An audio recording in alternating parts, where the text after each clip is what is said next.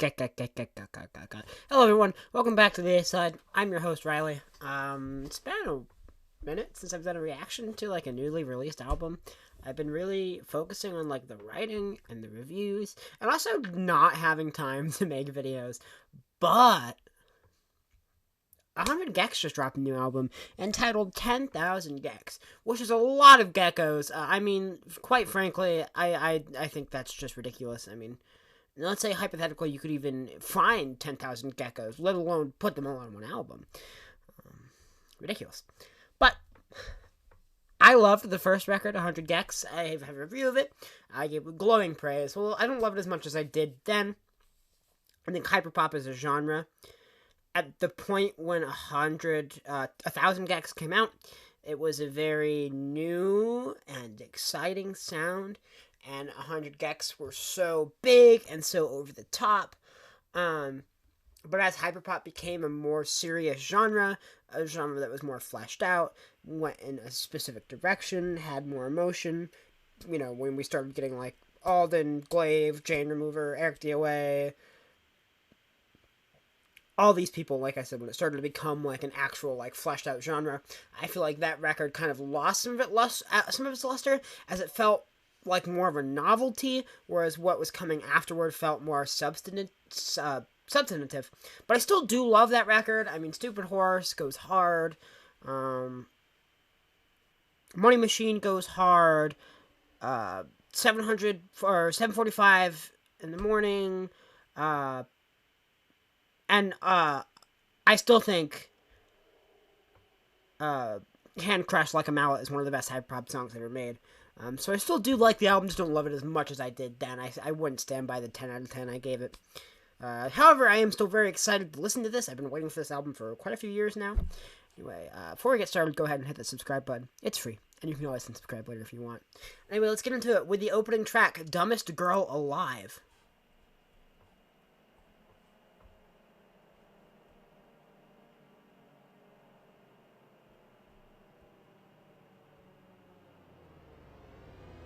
Oh, it's the THX. That's so 100 Gecs to sample that.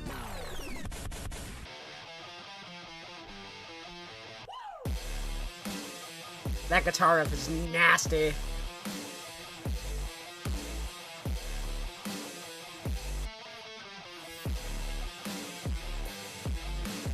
It's cool.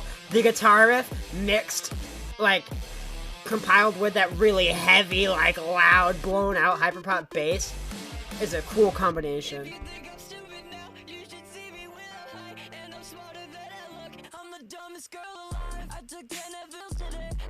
Oh, those synths are sweet. One thing 100 Gecs is good at is bringing in all these different sounds into the mix.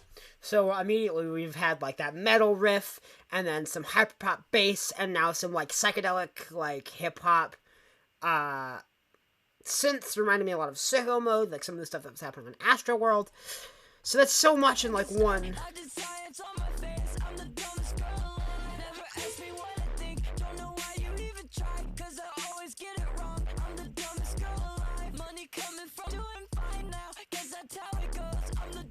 I love that synth.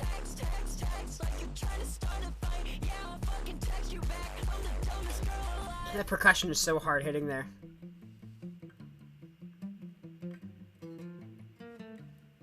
Reminds me a lot of the opener of 100 Gecs because there's so many different sounds in one song. That guitar line is filthy, man. It's very metal-esque.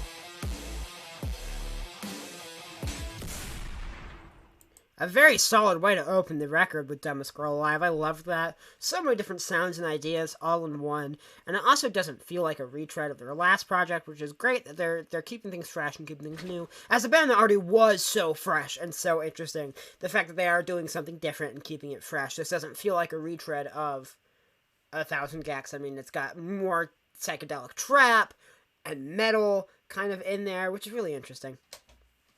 Dumbest Girl Alive gets the green. What a great way to start the album. Kind of, with anticipation so high, and that being the icebreaker is really solid and really great way to start an album. And it's a short record. It's only like 20 minutes, so 7:57. This is good old hyperpop. Those synths, man, I love that.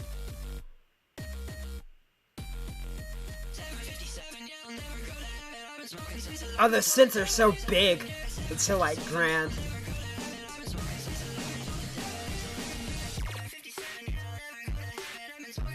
Yeah, this is a straight-up hyperpop song.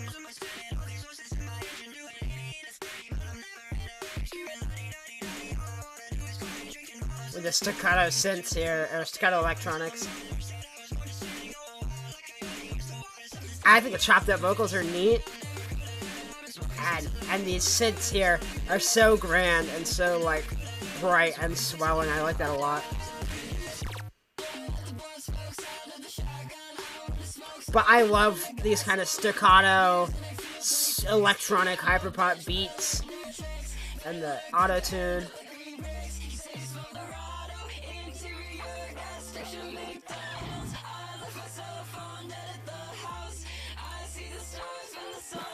Some weird lyrics here. Smoking trees in Colorado, I think is what he said. Interior gas station McDonald's.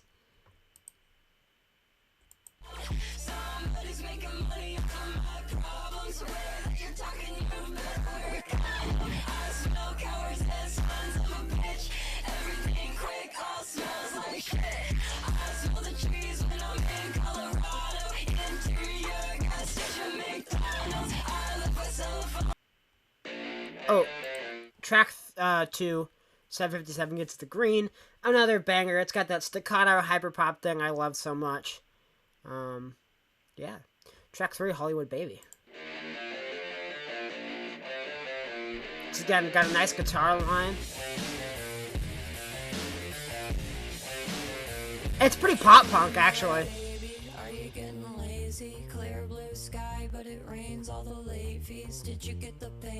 We got some Laura. These first 2 songs, I think at least, were pretty heavily Dylan. But that guitar line, it's pretty heavy, it's pretty fuzzy, right? It's distorted. But that's very pop punk. Like, speed that up.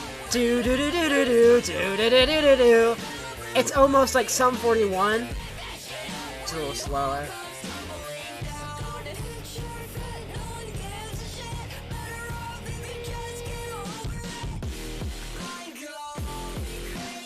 Oh, those melodies.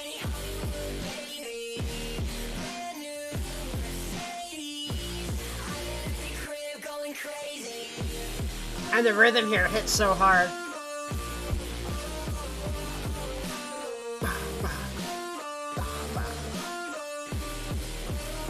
It's like getting hit in the face almost, like the continued rhythm of being punched in the mouth.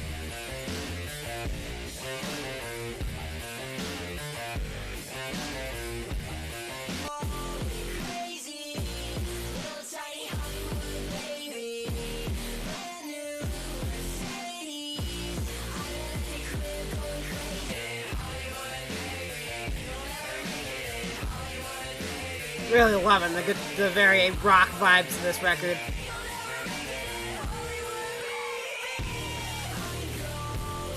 And it's not like it's just like some cheap, like, look at, we're doing rock. Like, the guitar work here is really good. Like, the chord progressions. Really awesome stuff.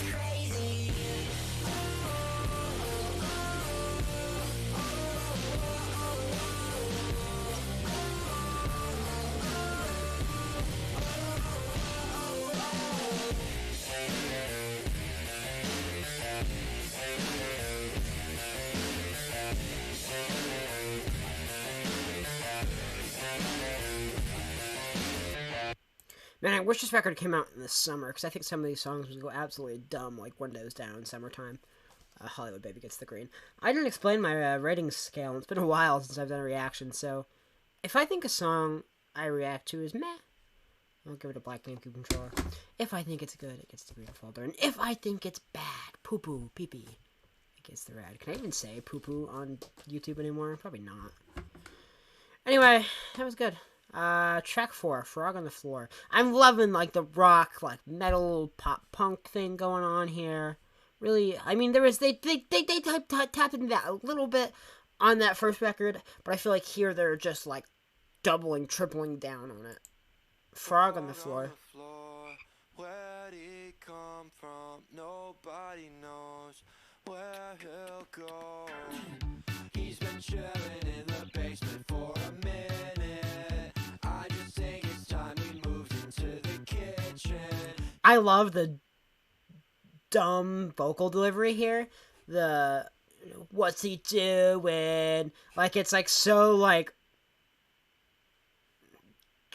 drawn out almost, and like elongated, and it makes him sound like he's like dumb. But for like a stupid like fun song, it's funny and it's kind of cool. Give him some space and let him do his thing. Make him feel safe and listen to him sing. Frog on the floor, where'd he come from? Why is it kind of a banger? Like, especially that guitar. So that guitar that it's almost like ska, which is weird. They're bringing in more influences.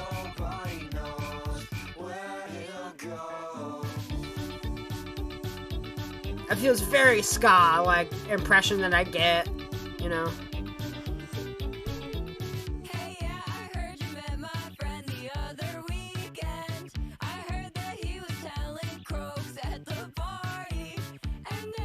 He was telling Croaks at the party.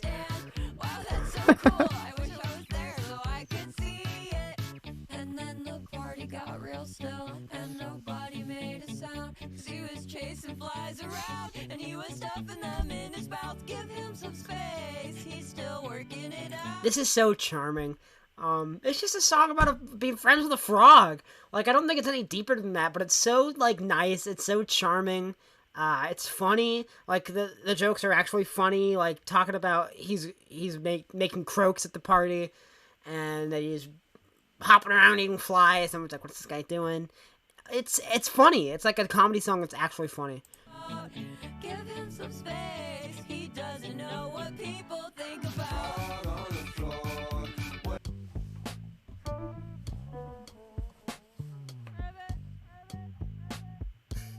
He gets the party jumping still, when he's jumping all around. He's not worried about the bell, he's just fucking up. Frog on the Floor. A dumb, stupid song, but it was a lot of fun. The thing about 100 Gecs is, I mean, it was so charming. The band is always charming, and they've never taken themselves too seriously, even on, like, their more serious tracks. They've never taken themselves super seriously. So when they really loosen up and make, like, a joke song, it's not like, what the hell are these guys doing, waste my time. It's like, hey, that's pretty funny. And they're really, like, going with it, and it's, like, tongue-in-cheek. It's funny. And I think it really worked. It really landed. It was super charming. And I just like the sound of it, too. I mean, the ska influence, weirdly enough. And I liked Laura and Brady kind of going back and forth. And also there not being, like, any auto-tune on this song, which was interesting, because it's, like, 100 Gecs has always been so heavy on auto-tune, like, you listen to that first record. And that's, like, hyperpop as a whole is an auto-tune genre, that's part of it. So it's interesting to hear them without it, to bring, like, kind of a different side and different dynamic of the band. Anyway, did I rate this? I'll give it the green. Anyway, this was, I think, the lead single from this record, Doritos and Fritos. This one has lyrics, too. Okay, some fucking drums. Ooh, some slap bass kind of thing. It's a thick bass. Okay, I went to France to get some new pants. I went to Greece What? to get something to eat. I don't know how I feel about that. Ooh. I bruised my knees, I'm pissing in the breeze. I saw the beach, I bought a tea. It's hot as D's, it's 100 degrees. It's hot as D's? D's nuts?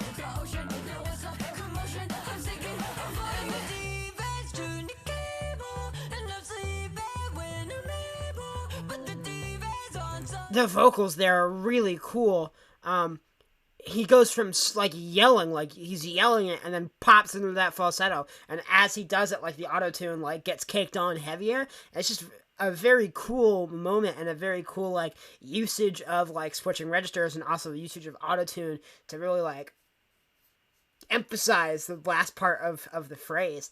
It's cool.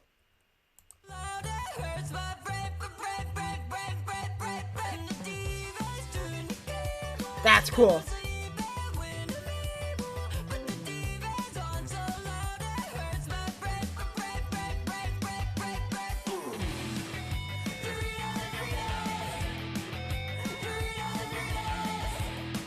This is definitely the most out there song on this record so far.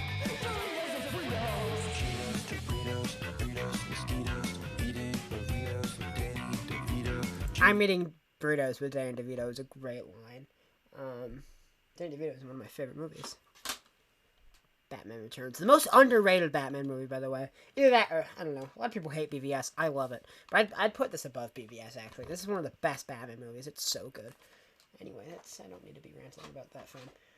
Maybe another time I'll talk about the Batman movies. But as I was saying, there are those songs in the first record, too, that are kind of really out there and kind of really hard to listen to. Like, I Need Help Immediately or Gek, right?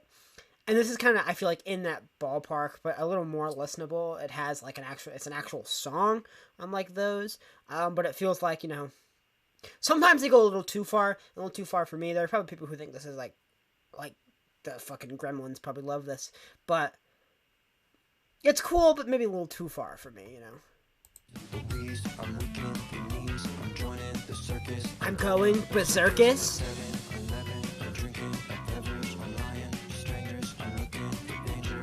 I don't know how I feel about the stream of consciousness lyrics either. Like, he's just, like, listing things off, like Cheetos, Doritos, Fritos, Mosquitoes, burritos with Danny DeVito, Jeez Louise, weak in the knees, joining the circus, going to 7-Eleven, talking to strangers, chewing bazookas, swimming to Cuba, don't look at Medusa. Like, the rhyming pattern gets a little repetitive, and, I don't know, the stream of consciousness is kind of annoying. I went to Grace to get something to eat. He said shit. I do like that melody though, where he pops up into this falsetto and uses the auto-tune. That is a really cool moment.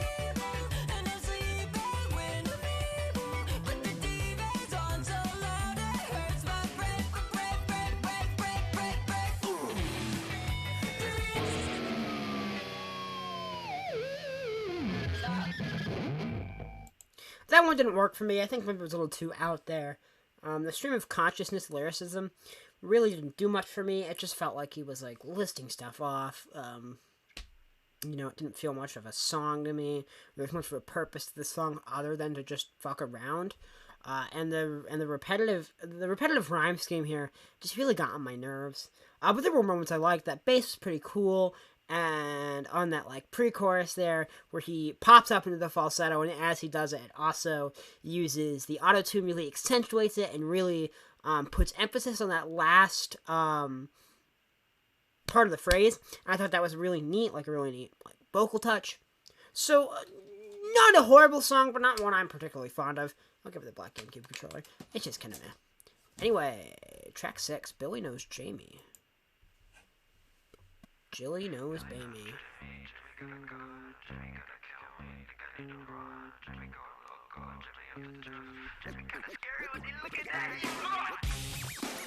I heard about this. I saw that the Craziest Moments in Nu Metal posted this song.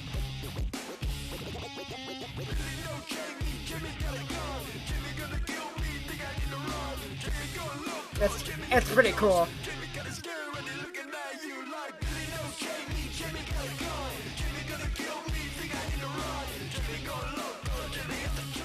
Nu metal is a weird genre because you've got like such like polar sides of like the spectrum. So you've got a band like Limp Bizkit, which is just stupid, ridiculous, and obnoxious. But you have a band like Korn, which gets into like some really heavy, like serious subject matter, and also a band like Deftones that like is really like experimenting musically. So it's weird, and I think this is falling a little more on the like dumb Limp Bizkit, like, snot side of nu metal rather than the side of nu metal I enjoy. Yeah, it's cool to see them try this.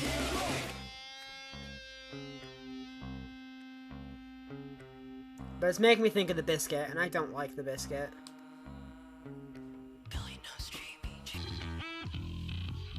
Oh, there's a breakdown happening. Okay. Okay!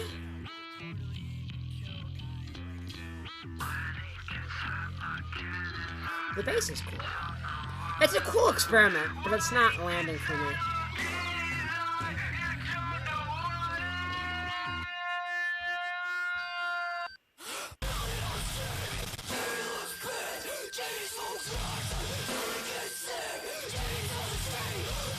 Wow!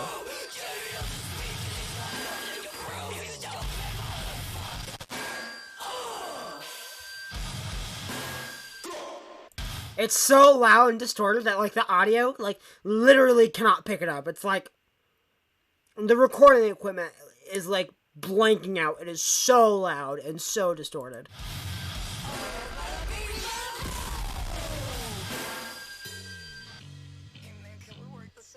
That was a neat breakdown. I will admit, that was really cool.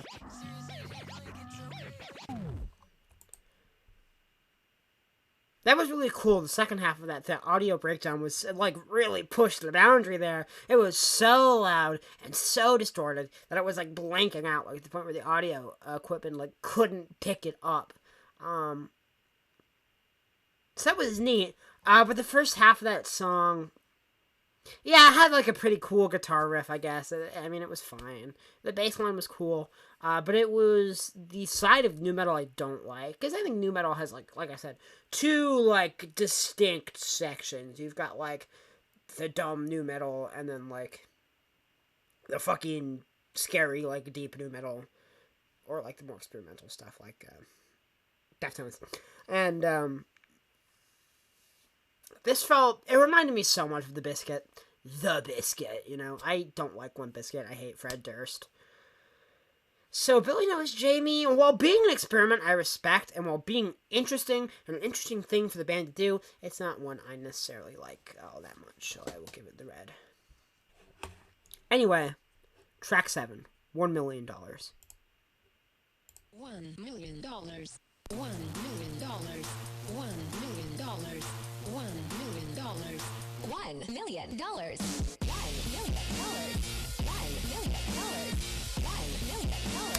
So, the first half of this record was really good.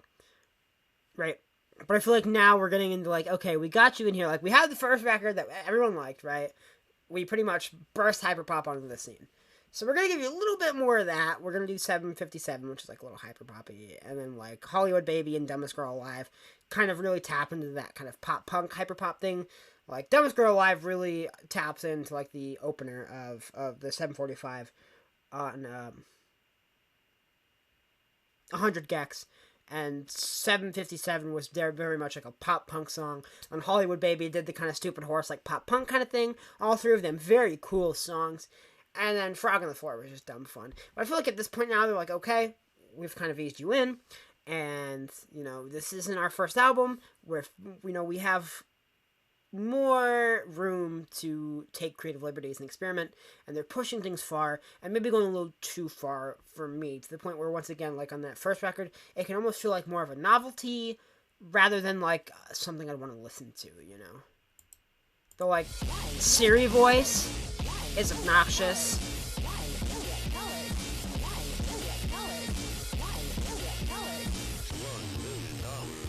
Stephen Hawking.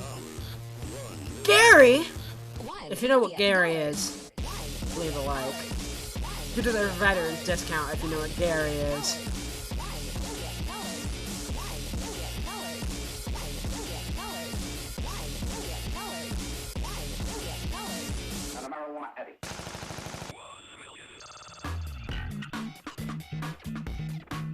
So now you're doing like a Korn and Rage Against the Machine like breakdown.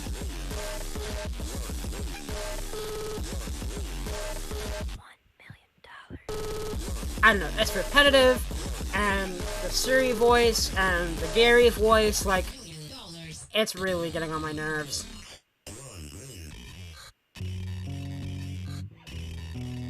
And it feels like at this point they're just like throwing stuff at the wall to see what sticks, and it's messy. I know 100 Gecs isn't like a straight-laced, like tight band by any means, but even for them, this is a mess. I think I aired out my grievances throughout that song, but God, it was just annoying. And despite being a 2-minute runtime, I was just sick of it by the time we got to the end of it, especially that Siri voice. Red. That's the worst song this band's ever made. Anyway, we're getting close to the end. The most wanted person in the United States. I turned on the news and it said that I was the #1 most wanted person in the United States. The most wanted person in the United States. In the United States. The United States. The most wanted person in the United States. Yeah, I'm a real killer. I just killed Bobby and then I ate his dinner. Then I took his car and I crushed it in the river. Always been cold, I was born in the winter. Yeah, but hot like the summer. Don't cry to me, I am not your mother. Everybody shuts the fuck Laura's up. vocal delivery here is grating.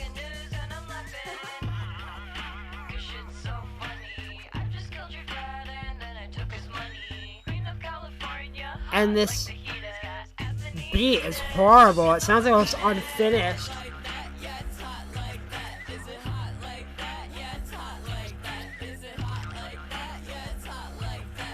This is the most like overtly hip-hop inspired song on the record.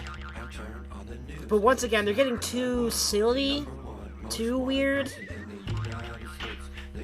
Yeah, I didn't like that one at all. The most wanted person in the United States really felt... The deadpan delivery paired with the, like, tinny vocals were super grating. And both for Laura and Brady. And the beat was just horrible. Like, it felt like they just found random sounds and threw it in there to, like, make, like, something resembling music. Like a horse or something. And, like, the boing, and then, like, the police radio. I didn't like that in the slightest. Anyway, penultimate song, I got my tooth removed. Unforgiving made me cry all the time. Some balladry. You were me, such an asshole. So I had to say goodbye. I got my tooth removed. I got my tooth removed. I got my tooth. There's that ska thing again, that's ridiculous.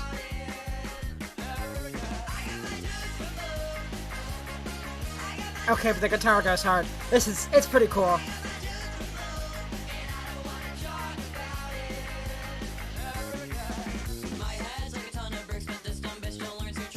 It's like oompa, oompa, oompa.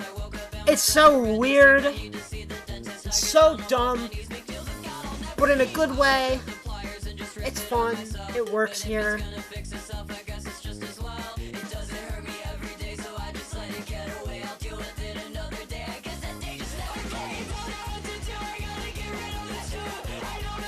It's just so ridiculous. But it works here.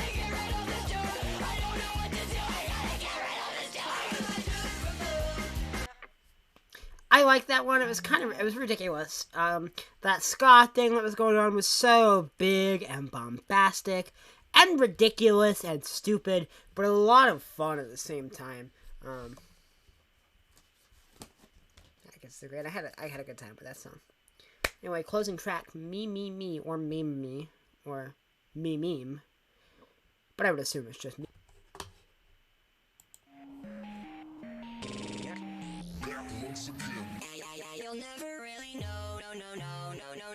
So back to the more hyper pop like sound. But I like this sound a lot.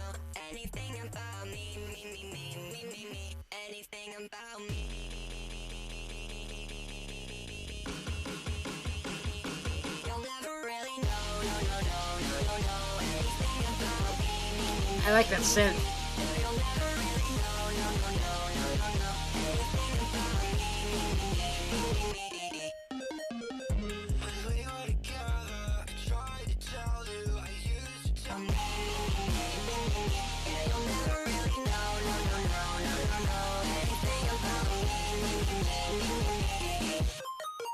So, that was Me, the closing song.